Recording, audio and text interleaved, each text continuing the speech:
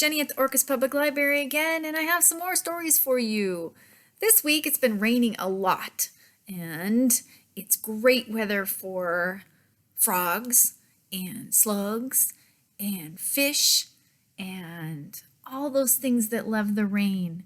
And so in honor of some of those, I thought maybe we would read some stories about frogs. And so I pulled down this book called Too Many Frogs. Maybe we should read this one, see if you like it. This one is written by Sandy Asher and illustrated by Keith Graves. Let's take a look. Look at all those frogs.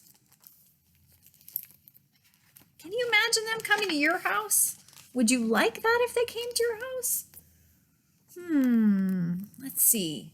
And this one is actually produced by Philomena Books. So we're going to thank them for letting us read this in quarantine. Thank you. Oh, I thought this book was about frogs. Let's see what's happening. Rabbit lived by himself in the hollow of an old tree. He cooked for himself, he tidied up after himself, and at the end of each and every day he read himself a story. It was a simple way of life. No fuss, no clutter, and Rabbit liked it. But one rainy evening he heard a knockety-knock knocking at his door. "It's Froggy," croaked a deep voice. "Don't care for the storm." Rabbit opened the door. I was about to read myself a story. "Love to listen," Froggy cried and hopped right inside. "Don't mind, do you?" "I suppose not," Rabbit said. So Froggy listened while Rabbit read his story. "Well done," he cheered when Rabbit had finished. "Storm's ended too. Thanks for your kindness. Toodaloo." The next evening, as usual, Rabbit finished dinner, tidied up, and sat down to read himself a story. But before he could begin, he heard another knockety-knock knocking at his door. "It's Froggy," croaked the same deep voice. Rabbit opened the door. "I was about to read myself a story." "I know," Froggy cried, and hopped right inside. "Love to listen, but first let's fix ourselves a snack or 3. Don't mind, do you?" "I suppose not," Rabbit said. So Froggy hopped and popped and whipped and flipped and mixed and fixed a snack or 3. Too much fuss, Rabbit thought. Oh, look at him. Does he look happy? Maybe not, no. But Froggy listened while Rabbit read his story. "Well done," he cheered when Rabbit had finished. "Snack's gone too. Thanks for your kindness. Toodaloo." The next evening, Rabbit finished dinner, tidied up, and sat down to read himself another story. But before he could begin, there was the same knockety-knock knocking at the door. Guess who? "It's Froggy," croaked the familiar voice, and Rabbit opened the door. "I was about to read," he began. "I know," Froggy cried, and hopped right inside. "About to read yourself a story. Love to listen, but first let's get ourselves all comfy cozy. Don't mind, do you?" "I suppose not," said Rabbit. So Froggy fluffed and puffed and mooshed and smooshed and piled up billows of pillows. Too much clutter, Rabbit thought. But Froggy listened while Rabbit read his story. "Well done," he cheered when Rabbit had finished. "Bedtime too. Thanks for your kindness. Toodaloo." The next evening, Rabbit finished dinner, tidied up, and sat down to read himself a new story.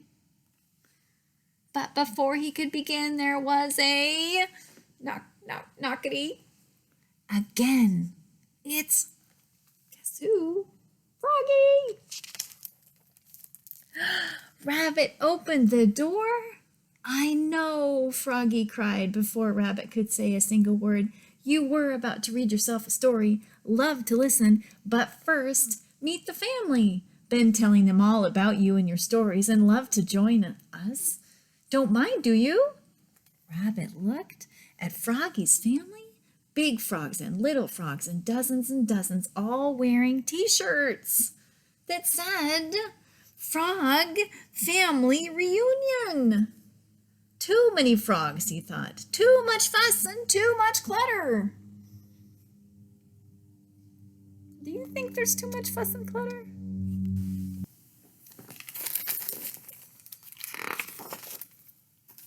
But I do mind Froggy, he said at last. You do? Froggy asked. I never invited you in, Rabbit exclaimed. I never invited you to fix a snack, and I never invited you to get all comfy cozy, and I never invited your family to join you, so I do mind very much indeed. Uh-oh, croaked Froggy. This will never do. Thanks for your kindness. Toodaloo. Oh, poor thing. Alone at last, Rabbit sat down to read himself a story. For one anxious moment, he waited for a knockety-knock at the door. It never came. Don't mind, do you? He asked himself with a chuckle. Most certainly not, he answered himself and began to read. And it was a very good story. But something was missing. Snacks make a good story better, he thought. So he fixed himself a snack and read on. It was a very good story. But something was missing. Pillows make a good story better, he thought, so he fluffed himself a pillow and he read on. And it was an exceptionally good story. But something was still missing.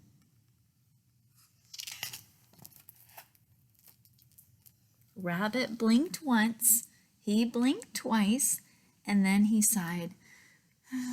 It's Froggy, he told himself at last. He loves to listen. Rabbit opened the door. There sat Froggy and his family, waiting patiently to say they were sorry.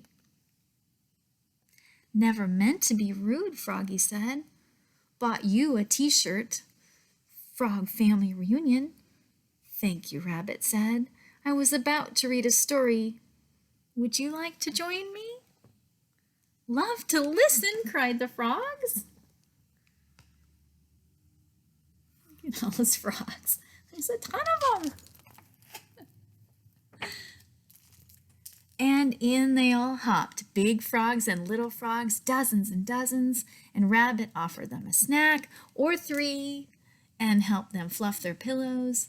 And then every frog listened while Rabbit read a story. Well done, they cheered when he had finished.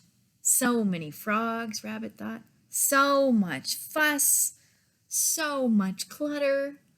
It was a different way of life, and Rabbit liked it. Look at all those frogs. Oh, yes, that is often very true. Sometimes things are messes, but then sometimes it's still nice to have the company.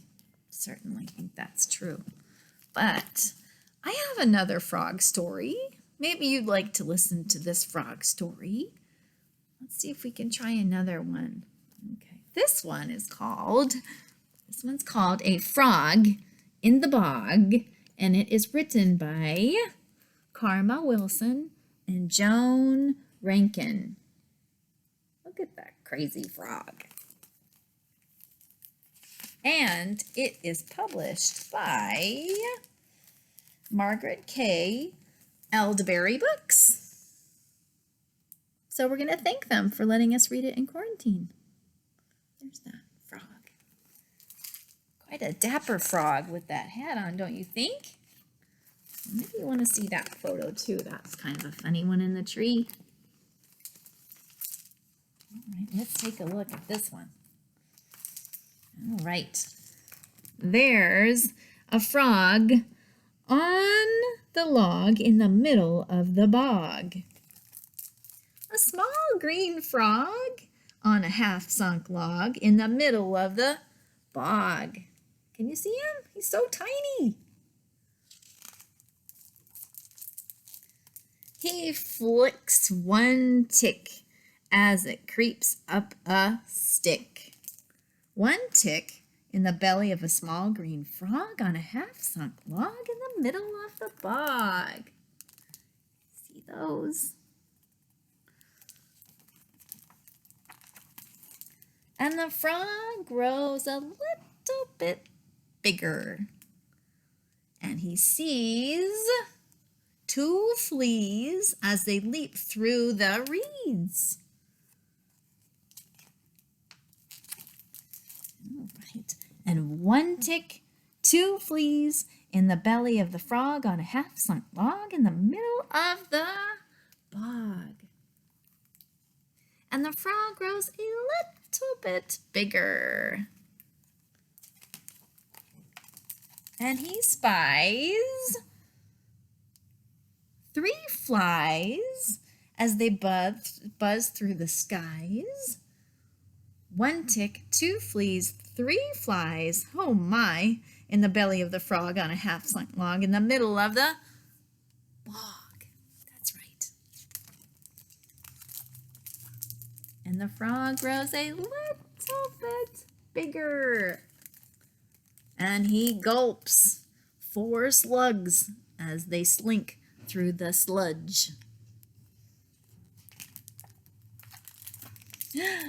One tick, 2 fleas, 3 flies, oh my, 4 slugs, ew, ugh, in the belly of the frog on a half-sunk log in the middle of the bog.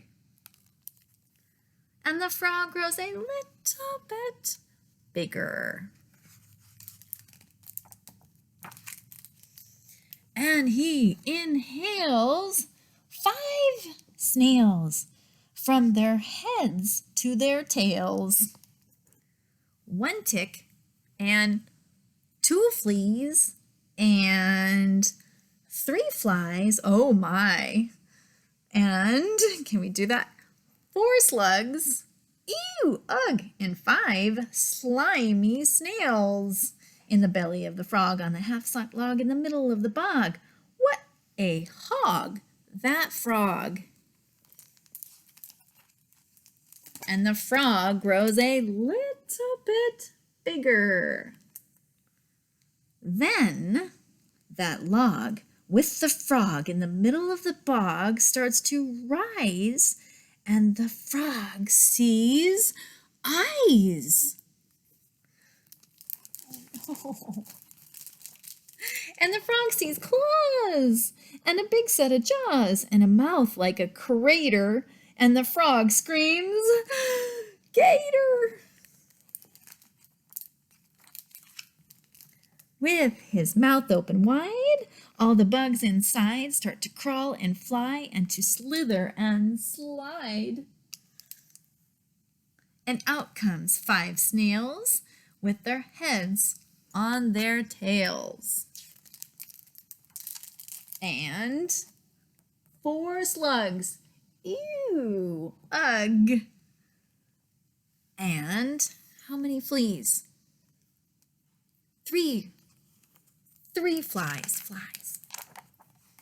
And how many fleas?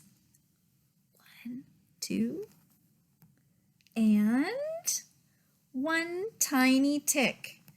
Ick.